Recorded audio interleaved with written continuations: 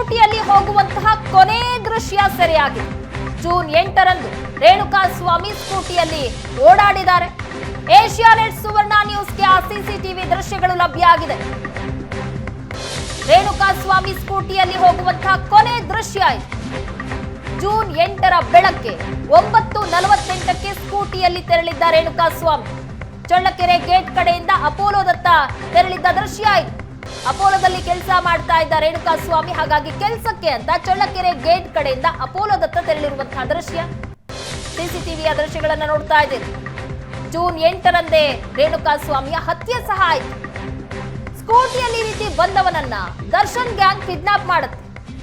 ನಂಬಿಸಿ ಕರೆದುಕೊಂಡು ಹೋಗಲಾಯಿತು ದರ್ಶನ್ ಗ್ಯಾಂಗ್ ಇಂದ ರೇಣುಕಾ ಸ್ವಾಮಿಯನ್ನ. ದರ್ಶನ್ ಅಭಿಮಾನಿ ಸಂಘದ ಅಧ್ಯಕ್ಷ ರಘು ಇಲ್ಲಿಂದ ಕರೆದೊಯ್ದಿರೋದು. ಜೂನ್ 8ರ ಬೆಳಗ್ಗೆ 9:48ಕ್ಕೆ ಸ್ಕೂಟಿಯಲ್ಲಿ ರೇಣುಕಾ ಸ್ವಾಮಿ ತೆರಳುತ್ತಾ ಇರುವಂತಹ ದೃಶ್ಯಗಳನ್ನು ನೋಡ್ತಾ ಇದ್ದೀರಿ. ಕೆಲಸಕ್ಕೆ ಅಂತ ರೇಣುಕಾ ಸ್ವಾಮಿ ತೆರಳುತ್ತಾ ಇದ್ದ. ಇನ್ನೇನು ಅಪೋಲೋ ಫಾರ್ಮಾಕ್ ಹೋಗ್ಬೇಕು ಅಷ್ಟೊತ್ತಿಗೆ ದರ್ಶನ್ ಗ್ಯಾಂಗ್ ಆತನನ್ನ ತಡೆದು ಇಲ್ಲಿಂದ ಕರೆದುಕೊಂಡು ಬೆಂಗಳೂರಿಗೆ ಬಂದಿದ್ದಾನೆ. ಬೆಂಗಳೂರಿನ ಪಟ್ಟಣಗೆರೆ ಶೆಡ್ನಲ್ಲಿ ಕರ್ಕೊಂಡು ಹೋಗಿ ಹಲ್ಲೆ ಮಾಡಿ ಕೊಲೆ ಮಾಡಿದ್ದಾನೆ. ಇದು ರೇಣುಕಾ ಸ್ವಾಮಿ ಸ್ಕೂಟಿಯಲ್ಲಿ ಹೋಗ್ತಾ ಇರುವಂತಹ ಕೊನೆ ದೃಶ್ಯ ಸಿಸಿಟಿವಿಯಲ್ಲಿ ಸೆರೆಯಾಗಿದೆ.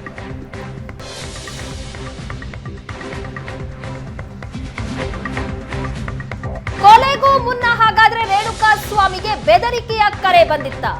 ಸ್ಕೂಟಿ ಮೇಲೆ ಕುಳಿತುಕೊಂಡೇ ರೇಣುಕಾ ಸ್ವಾಮಿ ಮಾತಾಡಿದಾನೆ. ಫೋನ್ ಕರೆ ಬಳಿಕ ವಿಚಲಿತನಾಗಿದ್ದ ರೇಣುಕಾ ಸ್ವಾಮಿ. ಜೂನ್ 2ರಂದೇ ರೇಣುಕಾ ಸ್ವಾಮಿಗೆ ಹಾಗಾದ್ರೆ ಬೆದರಿಕೆ ಕರೆ ಬಂದಿತ್ತ. ಮಧ್ಯಾಹ್ನ 2:15ರಿಂದ 2:40ರವರೆಗೂ ಫೋನ್ನಲ್ಲಿ ರೇಣುಕಾ ಸ್ವಾಮಿ ಮಾತನಾಡಿದಾನೆ.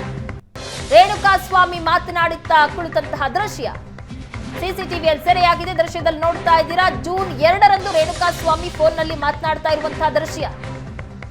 ಕೊಲೆಗೂ ಮುನ್ನವೇ ಹಾಗಾದ್ರೆ ರೇಣುಕಾ ಸ್ವಾಮಿಗೆ ಬೆದರಿಕೆಯ ಕರೆ ಏನಾದ್ರೂ ಬಂದಿತ್ತು? ಸ್ಕೂಟಿ ಮೇಲೆ ಕುಳಿತುಕೊಂಡು ರೇಣುಕಾ ಸ್ವಾಮಿ ಮಾತನಾಡ್ತಾ ಇರುವಂತಹ ದೃಶ್ಯ ನೋಡ್ತಾ ಇದ್ದೀರಾ. ಜೂನ್ 2ನೇ ತಾರೀಕಿನಿಂದ ರೇಣುಕಾ ಸ್ವಾಮಿ ಫೋನ್ನಲ್ಲಿ ಮಾತನಾಡ್ತಾ ಇರುವಂತಹ ದೃಶ್ಯ ಇದು. ಫೋನ್ ಕರೆ ಬಳಿಕ ರೇಣುಕಾ ಸ್ವಾಮಿ ವಿಚಲಿತನಾಗಿದ್ದ. ಮಧ್ಯಾಹ್ನ 2:15ರಿಂದ 2:40ರವರೆಗೆ ಫೋನ್ನಲ್ಲಿ ರೇಣುಕಾ ಸ್ವಾಮಿ ಮಾತಾಡಿದಾನೆ. ಆತನ ಗಾಡಿ ಮೇಲೆ ಕೂತು ಜೂನ್ 2ನೇ ತಾರೀಕು ಫೋನ್ ಬಂದಿತ್ತು. ಫೋನ್ನಲ್ಲಿ ಮಾತನಾಡ್ತಾ ಇರುವಂತಹ ದೃಶ್ಯ ಇದು. ಫೋನ್ನಲ್ಲಿ ಮಾತನಾಡಿದ ಮೇಲೆ ರೇಣುಕಾ ಸ್ವಾಮಿ ವಿಚಲಿತನಾಗಿದ್ದ. ಹಾಗಾದ್ರೆ ಅದು ಬೆದರಿಕೆ ಕರೆನ? ಜೂನ್ 2ನೇ ತಾರೀಕೆ ರೇಣುಕಾ ಸ್ವಾಮಿಗೆ ಬೆದರಿಕೆಯ ಕರೆ ಬಂದಿತ್ತ ಅನ್ನುವಂತಹ ಅನುಮಾನಕ್ಕೆ ಕಾರಣ ಆಗಿದೆ ಈ ದೃಶ್ಯ.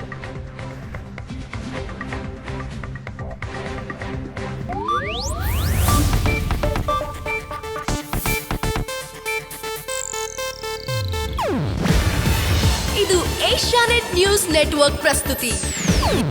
ನೀವು ನೋಡ್ತಿದ್ದೀರಾ ಏಷ್ಯಾನೆಟ್ ಸುವರ್ಣ ನ್ಯೂಸ್.